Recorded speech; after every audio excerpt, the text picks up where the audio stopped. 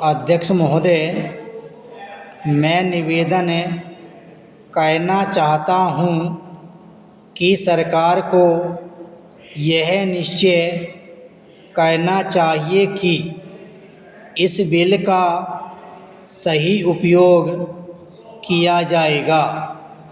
Police को डाक द्वारा मत देने का अधिकार दिया जा रहा है, वह सही है। वह अधिकार इससे पहले ही दिया जाना चाहिए था, लेकिन आजकल चुनावों में जो गड़बड़ी होती है उसको दूर करने के लिए सरकार को मूल अधिनियम में संशोधन करना चाहिए। पैरा 6। माननीय सदस्य ने अभी कहा कि इस बिल पर ज़्यादा वाद विवाद नहीं होना चाहिए, लेकिन हम विरोधी दल के लोग जानते हैं कि जूता कहाँ काटता है। अगर कांग्रेस पार्टी चुनाव से पहले गद्दी छोड़ दे और सरकार में न रहे, तब हम देखेंगे कि कांग्रेस को कितने वोट मिलते हैं।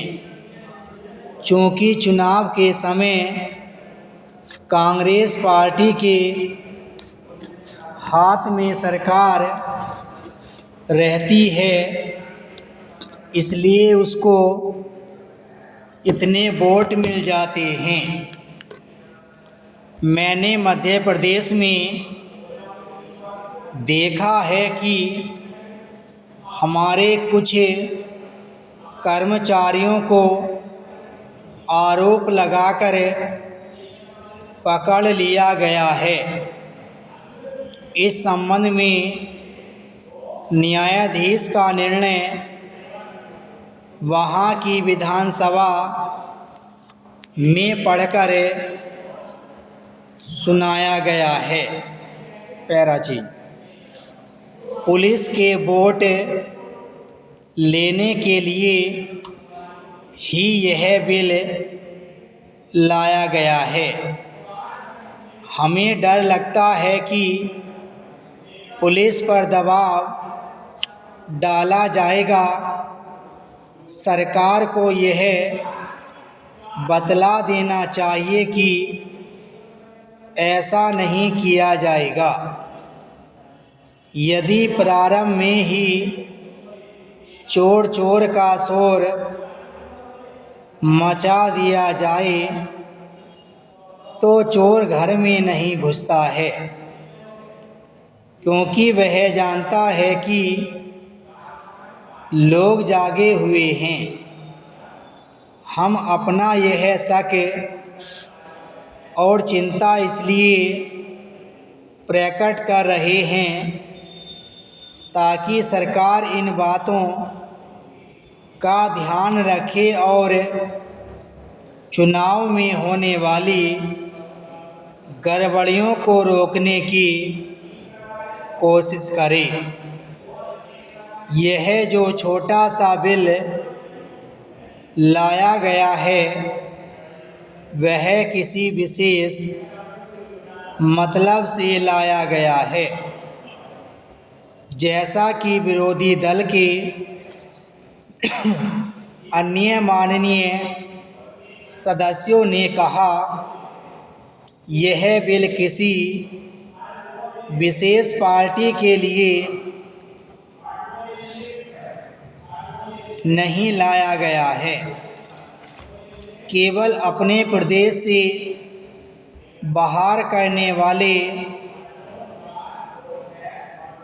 पुलिस के आदमियों को डाक द्वारा मत देने का अधिकार देने के लिए नहीं लाया गया है। मैं निवेदन करना चाहता हूँ कि अभी देश में वे स्थितियाँ पैदा नहीं हुई हैं जिनमें वह अपनी मत के अनुसार जिसको चाहे वोट दे सकें। सदस्यों ने कहा है कि मध्य प्रदेश के लोग जो नागालैंड में हैं, बेशक उनको यह अधिकार देना चाहिए, लेकिन इसके साथ साथ यह भी कहा जाता है कि हमारे राज्य में पुलिस के लोग हैं। विराम पैरा 6। अध्यक्ष महोदय,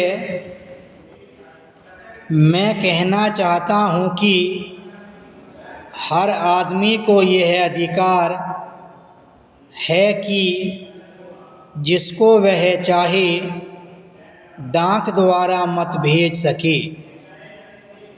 ऐसा तो नहीं है कि सभी मत किसी एक अधिकारी के सामने ही इकट्ठा करके भेजे जाते हैं। जहाँ तक इस बिल का संबंध है वह ठीक है। वह प्रारंभ में ही आना चाहिए था और मैं इसका समर्थन करता हूँ। मैं इस सदन के माननीय सदस्यों से भी निवेदन करता हूँ कि इस बिल को पास कर दिया जाए। खेती में उन्नति न होने का कारण क्या है? उसका एक कारण यह है कि खेती से संबंधित जितने विभाग हैं उनमें आपस में समन्वय नहीं है। खेती के लिए अच्छी खाद की आवश्यकता है, पानी की आवश्यकता है, औजारों की आवश्यकता है और धन की आवश्यकता है। इन सारी चीज़ों के लिए अलग अलग विभाग हैं। मालूम ऐसा पड़ता है कि उनका आपस में कोई संबंध नहीं है। वे आपस में मिलकर कोई योजना नहीं बनाते जिससे खेती की आवश्यकताएं पूरी होती। इसलिए जब तक उनमें आपस में तालमेल नहीं होगा तब तक खेती की उन्नति नहीं हो सकती है। दूसरा कारण यह है कि योजना की बिल्कुल कमी है। इसके अलावा कृषि कॉलेजों से निकले हुए जो स्नातक होते हैं, जो खेती की बातों को जानते हैं, उनमें से एक भी आदमी खेती करने के लिए तैयार नहीं है। सभी प्रोफेसर बनने के लिए तैयार हैं। खेती के लिए कोई भी तैयार नहीं है।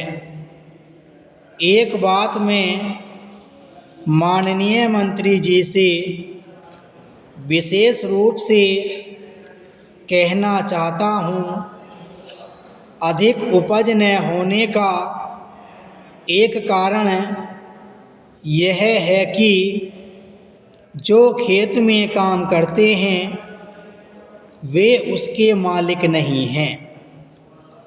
खेत किसी और का है और काम कोई और कर रहा है।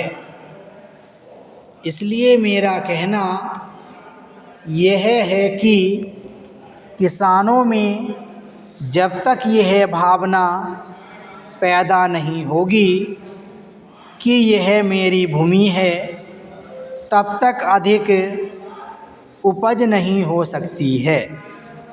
इसके लिए आप जब तक भूमि सुधार नहीं करेंगे, तब तक कोई बात बनने वाली नहीं है। दुर्भाग्य से इस देश में खेती करने वाले बहुत कम लोग ही भूमि के स्वामी हैं। खेती की उन्नति के मूल आधार हैं पानी, खाद, बीज, धन, उपज का उचित दाम और भूमि सुधार। इन सब की ओर कृषि मंत्रालय का ध्यान नहीं है। सरकार को प्रत्येक खेत को पानी और हर आदमी को काम देना सुनिश्चित करना चाहिए। विराम स्टॉप।